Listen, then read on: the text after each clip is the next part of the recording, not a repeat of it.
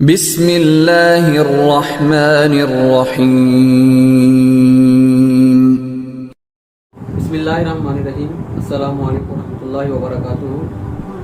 آج ایک عنوان پیش نظر ہے، ایک معمولی نہیں مگر غیر معمولی، کہا جا سکتا ہے کہ ایک ایسا زبان زد عام گناہ یا ایسا غیر ضروری یا ایک برا عمل جو ہر دوسرا بندہ جس کا مرتکب ہو رہا ہے، تو کیونکہ ہم سب اسلام سے تعلق رکھنے والے اسلامی بھائی ہیں اور ہم تب تک ان کے درجے کے اسلامی بھائی نہیں بن سکتے جب تک ہم اس بات پر عمل نہ کریں، کیونکہ نبی مکرم نبی محتشم صلی اللہ علیہ وسلم کی ہر بات ہمارے لیے مشعل راہ ہے۔ مؤمن کے زندگی میں کامیاب ہونے کے لیے جس ٹارچ لائٹ کی ضرورت ہوتی ہے، جس ایک گائیڈ لائن کی ضرورت ہوتی ہے، نبی صلی اللہ علیہ وسلم کی وہ حدیث پیش نظر ہے۔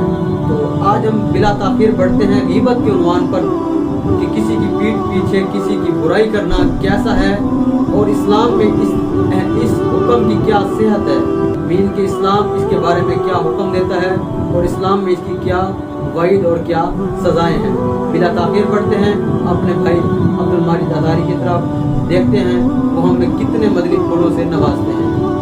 بسم اللہ الرحمن الرحیم۔ ماشاءاللہ، یہ بھی سوال بہت اچھا کیا ہے کہ کسی کی غیبت کرنا کس طرح۔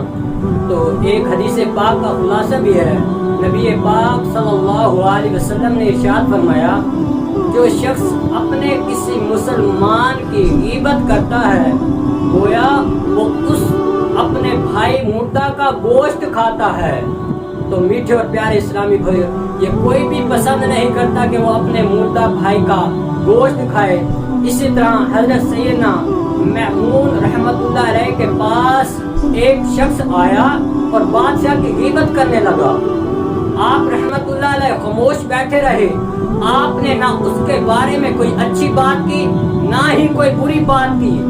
جب کچھ دیر ہو گئی، رات ہو گئی، آپ رحمت اللہ علیہ سو گئے، تو آپ رحمت اللہ علیہ کے خواب میں ایک بادشاہ کی مردہ جلی ہوئی ہڈیاں سامنے پیش کی گئی اور ایک شخص نے کہا آپ اس گوشت یعنی ہڈیوں کو کھائیں۔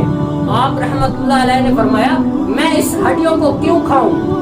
تو آپ کو جواب دیا گیا کہ آپ کے پاس کسی شخص نے اس بادشاہ کی غیبت کی ہے، اس کے سبب آپ اس کا گوشت کھاؤ۔ آپ نے فرمایا میں نے تو اس کے بارے میں نہ کوئی اچھی بات کی ہے نہ بری بات کی ہے، پھر میں اس کا گوشت کیوں کھاؤں؟ تو فرمایا گیا کہ جو کسی کی غیبت سنتا ہے وہ بھی اس طرح ہے جس طرح وہ اس کی غیبت کر رہا ہو۔